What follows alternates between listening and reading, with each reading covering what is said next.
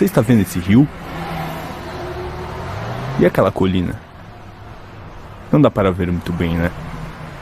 Mas foi às margens desse rio, no alto dessa colina, que nasceu a vila de São Paulo de Piratininga. Piratininga é o antigo nome do rio Tamanduateí. Na língua tupi, quer dizer rio do peixe seco. Na época das chuvas, o rio transbordava e ocupava toda essa área. Quando a água baixava, muitos peixes ficavam presos e acabavam morrendo. A morte desses peixes atraía as formigas, e atrás das formigas vinham os tamanduás. O rio do peixe seco se tornou o rio do tamanduá, o Tamanduateí. Quando os jesuítas chegaram, aproveitaram a sabedoria dos índios e instalaram sua capela ao lado das duas tribos que viviam no alto dessa colina. A região era privilegiada para a fundação de uma vila naquele tempo. E o local os índios já tinham escolhido há muito tempo, não eram os portugueses que escolhiam. E eles escolheram sabiamente um ponto plano entre o rio Tamanduateí e o rio Anhangabaú, que era um ribeirão. Portanto, eles tinham, num lado, um local fácil de um rio menor, local que tinha mata nesse tempo para pegar água limpa para consumo, e do outro lado o rio Tamanduateí, que era maior, pelo qual eles chegavam ao Tietê e podiam circular em toda a região por via fluvial.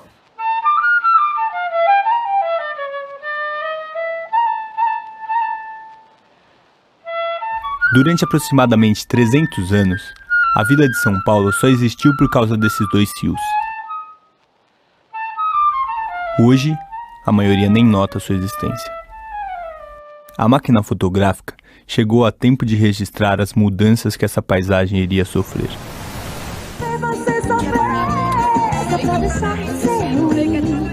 Eu vou fazer você chorar, se humilhar, ficar correndo atrás de mim.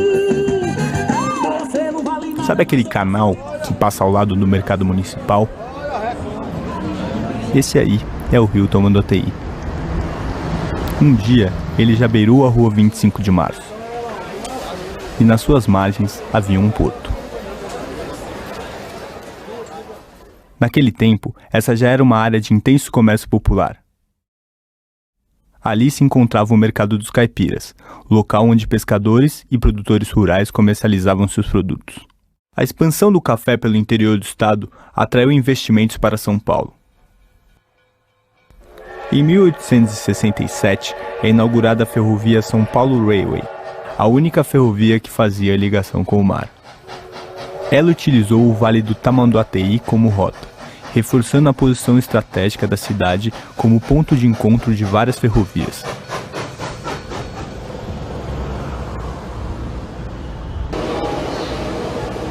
Esses trilhos marcaram a entrada do Brasil na modernidade. A velocidade da máquina transformou a vida na cidade e alterou de forma marcante sua relação com os rios. Os peixes, que antes eram tirados dos rios, agora vinham diretamente do mar, trazidos em vagões.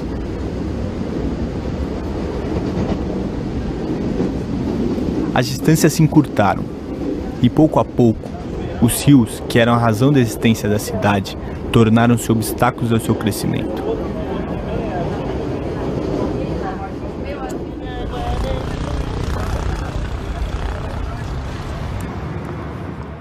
A construção do viaduto do Chá, sobre o Vale do Anhangabaú, foi o primeiro marco de superação às barreiras que os rios impunham à expansão da cidade. Todo feito em metal, importado da Alemanha, ele ligou o Centro Velho aos novos loteamentos que surgiam a oeste da cidade. Esses bairros, destinados à elite cafeeira que vinha do interior para a capital usufruir das comodidades da vida moderna, contariam com uma infraestrutura que mudaria ainda mais a relação da cidade com seus rios: a água encanada. Para garantir o sucesso de seus empreendimentos, os loteadores fundaram em 1878 o primeiro sistema de abastecimento de água de São Paulo, a Companhia de Águas e Esgotos Cantareira.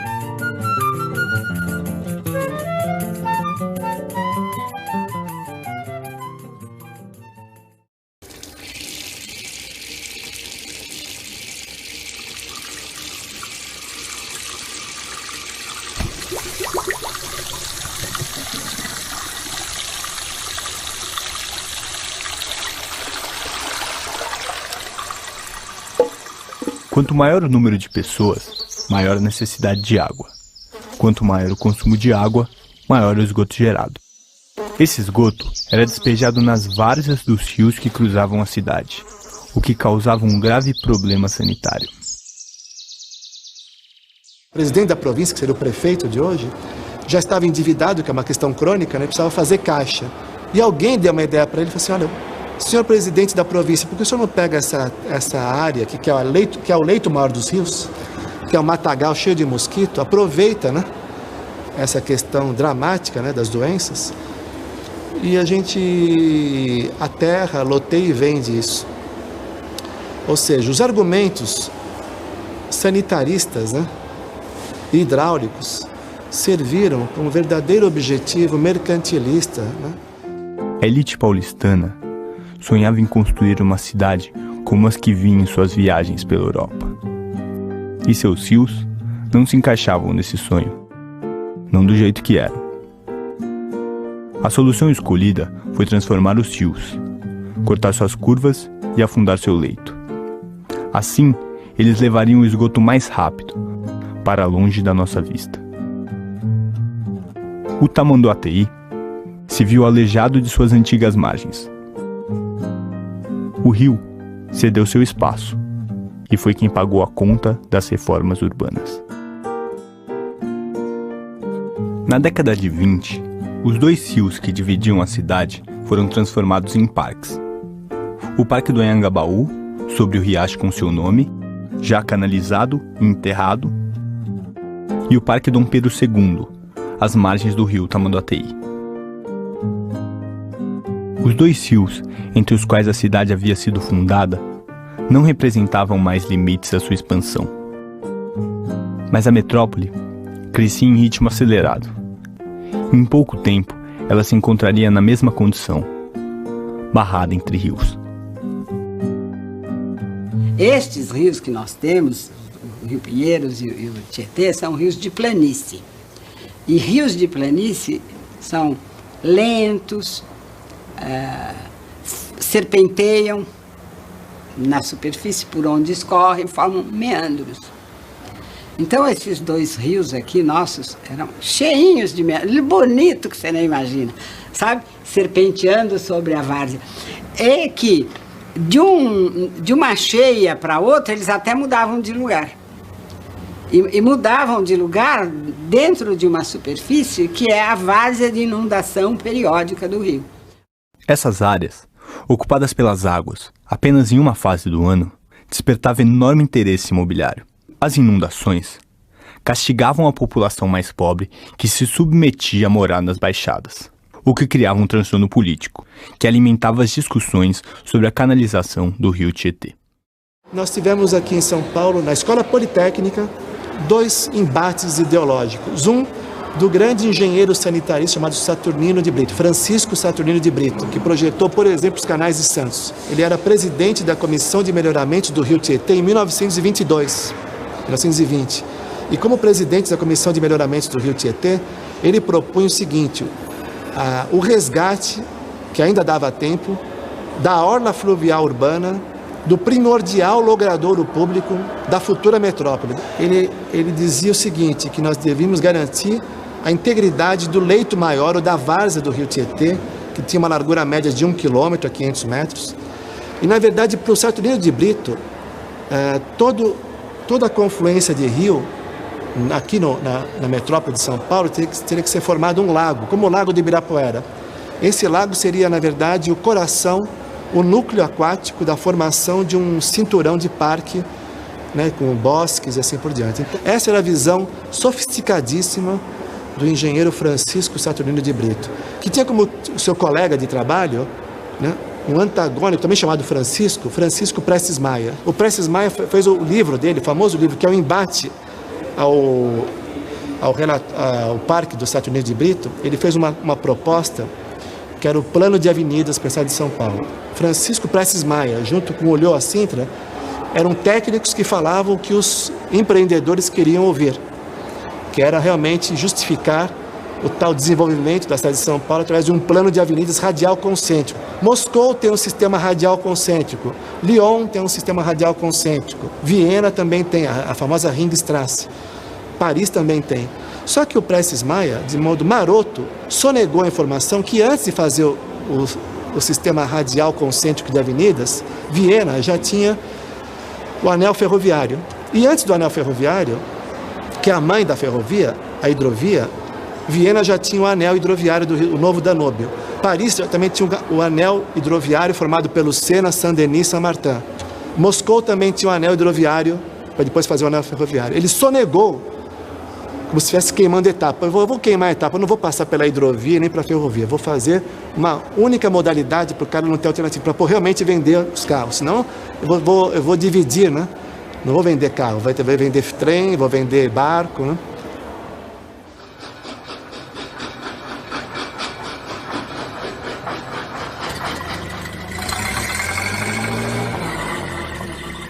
O carro em São Paulo, ele é carregado de uma carga simbólica que talvez não seja em outros lugares, porque houve, principalmente até os anos 20, até o fim da República Velha, uma confusão entre o automóvel e a identidade em São Paulo.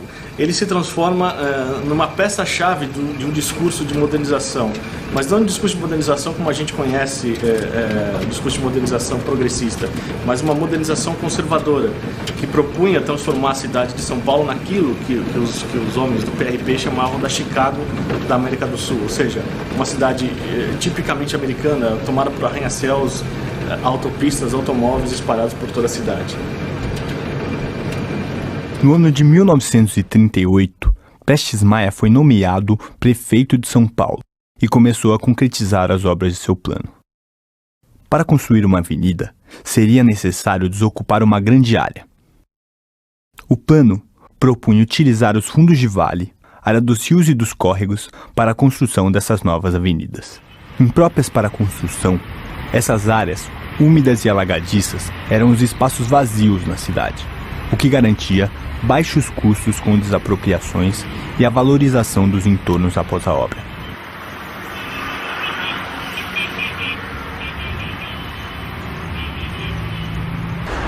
As principais avenidas de São Paulo, como as marginais Pinheiros e Tietê, a Avenida do Estado, a 9 de Julho e a 23 de Maio, estavam propostas no plano de avenidas, plano que estruturou o modo de expansão da cidade. Prestes Maia ficou no poder até 1945. Neste período, ele finalizou a retificação do Tietê, construiu a Avenida 9 de Julho e realizou uma série de outras obras viárias com o intuito de abrir espaço para esse que prometia modernizar o país, o automóvel.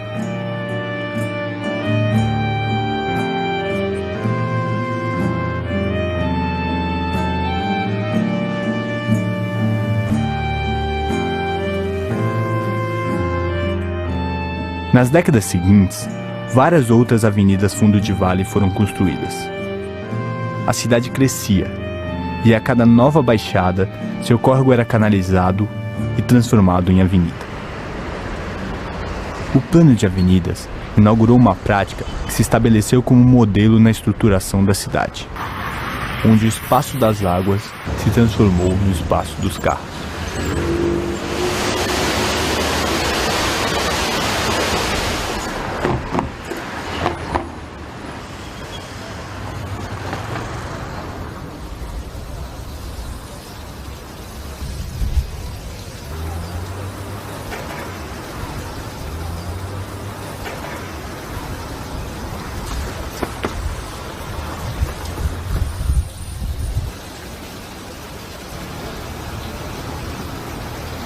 O homem moldou o rio a seu modo.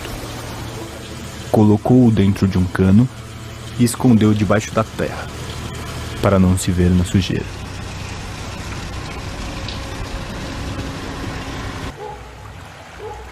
Mas isso não mudou a natureza do rio. Quando a chuva cai, é para lá que a água vai. E se não tiver espaço, ela toma o que for necessário.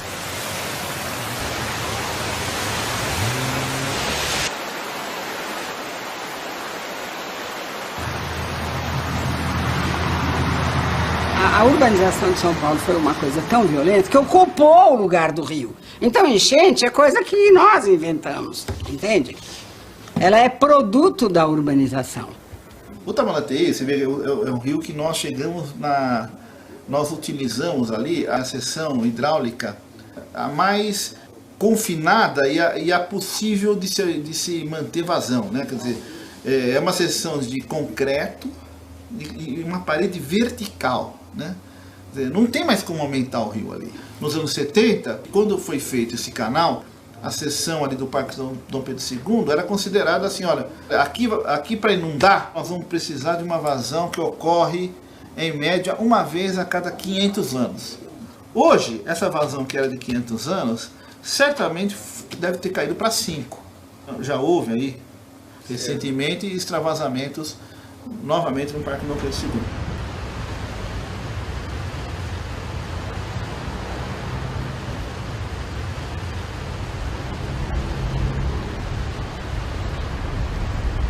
A cidade deu as costas para os rios.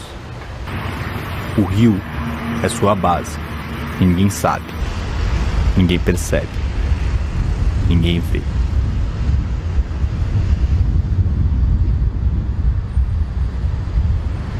A espinha dorsal dessa arquitetura da cidade são os rios urbanos. Quer dizer, se a gente realmente quer resolver o problema do rio, nós temos que resolver o problema do deslocamento. É impossível fazer com que a cidade esteja de frente para o rio se nós não resolvemos o problema de deslocamento de 20 milhões de pessoas na cidade. Hoje, do jeito que está, se você deixar a administração pública da questão crônica que ela está, de dívidas e refém dos empreiteiros e desse urbanismo rodoviarista, nós vamos cada vez mais pela lógica, que é a lógica mais ultrapassada que pode existir, abrir mais estradas, mais avenidas.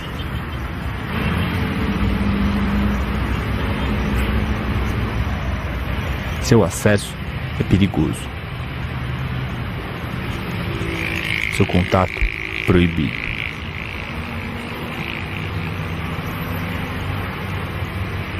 Mais uma barreira. Mais uma ação que reafirma a única vocação que demos aos nossos rios.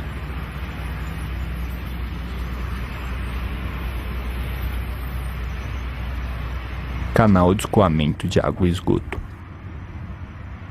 Mas o carro pede espaço. E São Paulo não pode parar.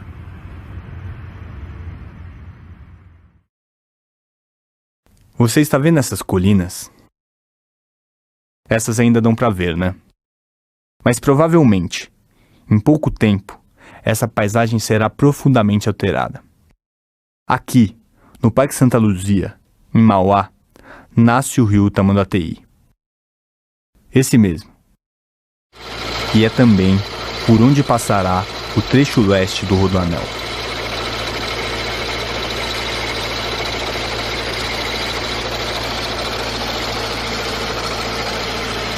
aqui está previsto o traçado do rodoanel.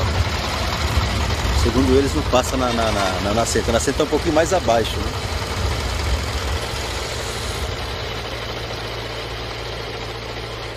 E esse rio já foi um rio que já doou para a parte econômica aqui da cidade. A margem já doou as matas, doou água.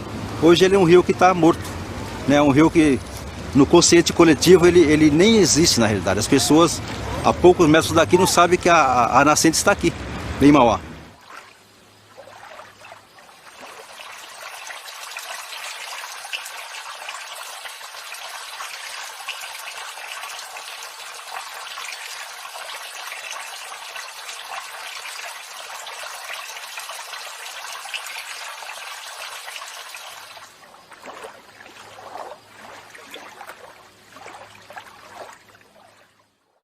A fragilidade institucional do Brasil leva ao quê? A uma proeminência do privado sobre o público. Existe uma área pública, entrega-se a área pública para o privado, especulação imobiliária vence, ou então, olha, nós temos o dinheiro X para construir mais linhas de metrô. Não, vamos construir mais pistas na marginal, porque é bom para os automóveis. E você nota a grande tendência em se investir sempre, dar preferência sempre ao transporte individual. Nós estamos todos abduzidos por esse urbanismo rodoviarista. Todo mundo acha que precisa do automóvel, quando na verdade não precisamos. Então, dentro dessa visão de reversão disso, no lugar de fluxo, falar de percurso, no lugar de esterilizar as ruas com esse urbanismo rodoviarista, transformar os passeios públicos numa rua viva, sendo um urbanismo da confiança e não do medo, porque hoje as pessoas estão trancadas nos carros, não é isso? São resignadas a esse pau de arara chamado de ônibus. Felizmente, de todas as obras de arte da humanidade, a cidade é a principal obra de arte. E, felizmente, é uma obra de arte aberta e inconclusa. Então, a difícil arte de construção do espaço público, que é coletivo, né, passa por esse reconhecimento, por essa crítica, e nós nos reinventarmos cotidianamente. Esse rio, fomos nós que poluímos, abduzidos, resignados, submetidos a esse olhar do colonizador. Cabe a nós conceber o espaço em que queremos viver. O que vamos valorizar?